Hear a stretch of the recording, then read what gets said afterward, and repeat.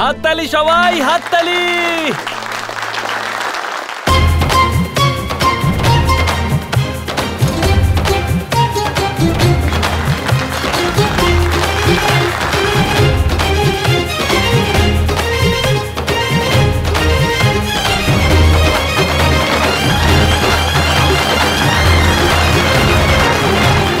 তাহলে এবারে সময় এসে গেছে দুই দলের সংখ্যা গণনা করার।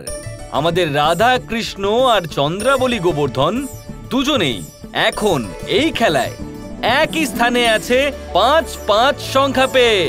হাততালি বন্ধুরা, হাততালি।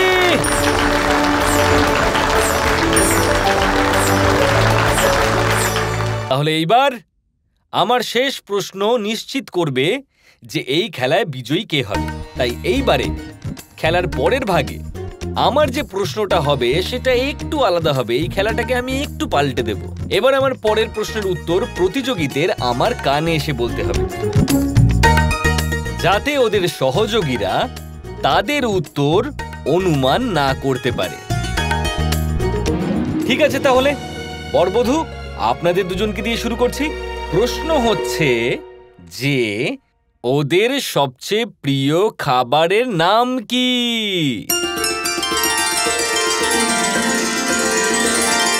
শুরু করা যাক তাহলে, বলুন।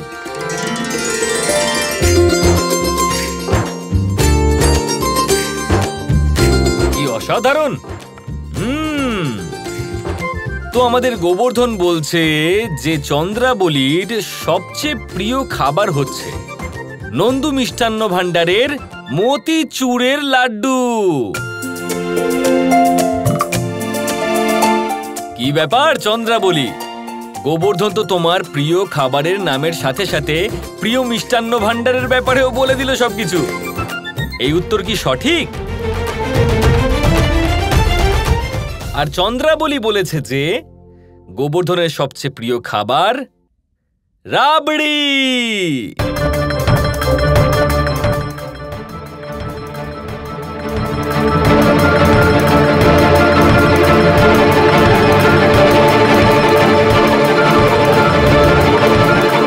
না, আমার প্রিয় ভোজন তো মায়ের হাতের কচুরি। ওহো হো, তাহলে তো চন্দ্রাবলী আর গোবর্ধন এই খেলায় এক সংখ্যা নেমে গেল। তার মানে যদি এখন রাধা আর কৃষ্ণর মধ্যে একজনেরও উত্তর ভুল হয় তাহলেই এই খেলাটাকে এগিয়ে নিয়ে যাব, নয়তো আমাদের রাধা কৃষ্ণকে বিজয়ী ঘোষণা করা হবে। তাহলে রাধা কৃষ্ণ আপনারা কি তৈরি? হ্যাঁ হ্যাঁ, আমরা তৈরি। আসুন আসুন।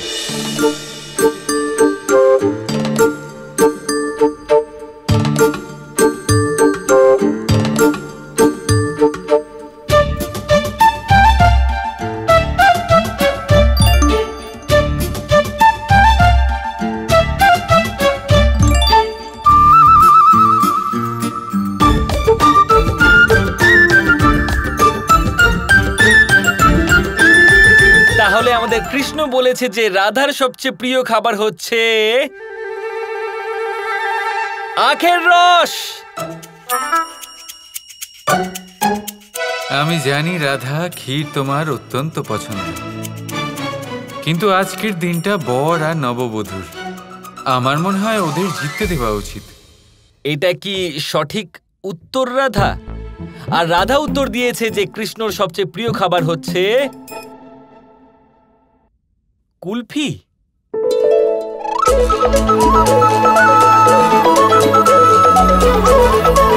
তুমি আমার মনের কথা বুঝে গেলে। কুলফি সবচেয়ে প্রিয় কানাইয়ের। কানাই, এই উত্তরটা কি সঠিক? না, কৃষ্ণের প্রিয় ভোজন আমার হাতে তৈরি মাখন। তাহলে বন্ধুরা, স্বাগত জানান আমাদের বিজয়ীদের। চন্দ্রাবলী আর গোবর্ধন এই খেলায় বিজয়ী হয়েছেন। হাততালি দিয়ে স্বাগত জানান।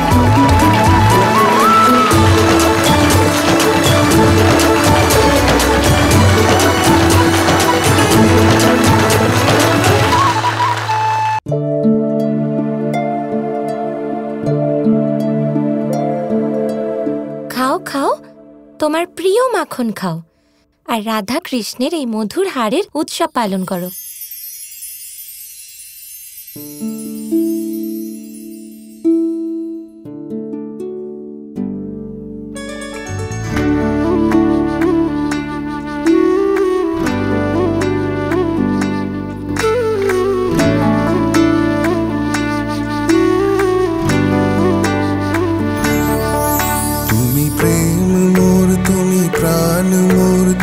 সাধনা রাধে আমার আরাধনা। কিছু একটা বদল তো হয়েছে রাধার কৃষ্ণর সম্পর্কে, কিন্তু সেই বদলটা কি? কৃষ্ণ রাধা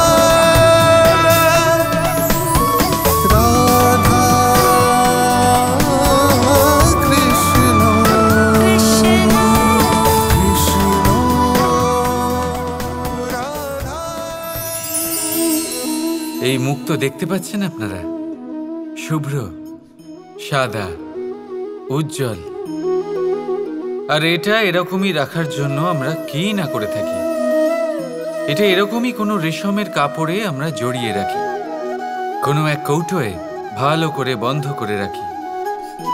কেন?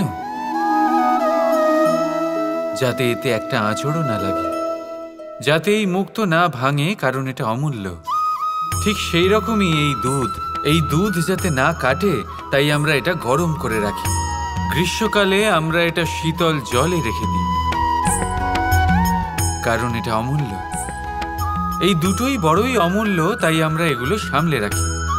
দুধ আমাদের শরীরের অনেক পুষ্টি দেয়, সেই শরীরেরই সৌন্দর্য বাড়ায় এই মুক্ত। এবার মুক্ত আর দুধের মতোই হয় আমাদের আপনজনদের মন। এটাও আমাদের সামলে রাখা উচিত, এটার রক্ষাও আমাদের করা উচিত। মিষ্টি কথা, স্নেহ আর ভালো ব্যবহারের দ্বারা এগুলি সামলে রাখুন, কারণ যেভাবে একবার দুধ কেটে গেলে তাকে আর কোনোভাবেই ঠিক করা যায় না। আর একবার যদি মুক্ত ভেঙে যায়, যাই করুন না কেন তাকে আর জোড়া দেওয়া যায় না। ঠিক সেইভাবেই একবার যদি মনে ফাটল ধরে যায়, তাকে আগের অবস্থায় ফিরিয়ে নিয়ে যাওয়া অত্যন্ত কঠিন হয়ে দাঁড়ায়। মনের মতামতে ভেদাভেদ হতেই পারে, কিন্তু মনের ভেদাভেদ হওয়া উচিত নয়। সেই জন্য একে অপরের মনকে সামলে রাখুন, কারণ তা অত্যন্ত অমূল্য। রাধা রাধা।